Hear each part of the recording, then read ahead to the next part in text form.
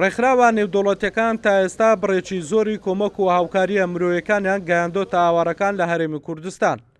بەڵام یەک ڕێکخراوی خێرخوازی هەموو ئەو کۆمەکانە وەردەگرێت و بە ناوی خۆیەوە دابەشی دەکات.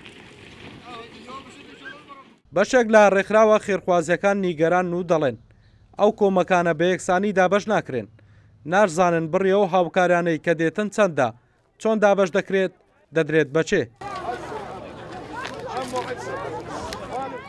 ئەو کۆمەکیانەی کەوا ڕێکخراو نێودەوڵەتیەکان یان ڕێکخراوە فەرمیەکان حکوومیەکان ئەیگەێنە هەرێمی کوردستان کە ئەسڵ وایە ڕێکخراوە فەرمیەکانی ناو حکوومەتی ناو هەرێمی کوردستان ئەوانەی کە بە فەرمی تۆمار کراون و ناویان هەیە و لە مەیدانە کارەکەن بەشیان هەبێت تاوەکو ئەوانش لە ڕێی خۆیانەوە هەماهەنگ بن بە گەیاندنی ئەو هاوکاریانە بە خەڵکی هەرێمی کوردستانجا هەر توێژێک بن لە بێباوکان بێ لە لێقەوماوان بێ لە کاتی کارەساتە سروشتیەکان بێ کارەساتە ناخۆشەکان بێ.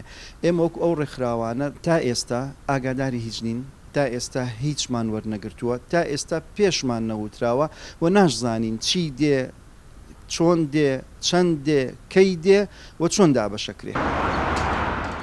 باوتەی بەڕێوەبەری ناوەندی ئاوبەشێ مانجی قەیرانەکانی حکوومەتی هەرێمی کوردستان بەشێک لەو کۆمەکانە ڕاستەوخۆ دەبرێتە کەمپەکان و لەوێ دابەش دەکرێت. بەشی هەرە زۆری کۆمەکەکانیان ئەڕۆتە ناو کەمپەکان و بەشێکی کەمی ئەگاتە دەست ئێمە لە ڕێگەی ئێمەوە جاریکە خرێتە خزمەت ئەو خەڵکانەی کە لە دەروی کەمپەکان و زیاتر بۆنە وەکوتم، ینی ئێمەش عینی ئەوان کارەکەین لە ناو کەمپەکان زیاتر. ئەو کۆمەکانی کە هاتووە ئەگەر بەراوردی بکەین لەگەڵ ژمارەی ئەو ئاوارە و پەنابەرانەی کە لێرن بڕێکی زۆر کەمە لە حەقیقەتە ئێمە بنمونە نزیکی ملیۆنێک کەس ئاوارە و پەنابەرمانەیە پەنابەری سووری و ئاوارەی جنوب و ناوەڕاستی عێراق. بەڵام تا ئەم کاتە لە ساڵانی ڕابردووش وا منتەبع بووە کە کۆمەکەکانیان زیاتر تایبەتمەند دەکەن بە ناو کەمپەکانەوە.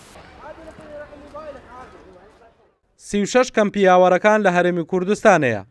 لە سنووری هەولێر و دهۆک ڕێکخراوێکی خێرخوازی دیاریکراو لە هەموو کەمپەکان بنکەی تایبەت بەخۆی هەیە. سەرجەمە و کۆمەکانەی ڕێکخراوە نێودەوڵەتیەکان دەهێنن بۆ ئاوارەکان لیان وەردەگرن و لۆگۆی ڕێکخراوەکەیانی لێدەدەن و بە ناوی خۆیانەوە دابەشی دەکەن. هەڵگورد ئەحمەد، کورتسات نیوز، هەولێر.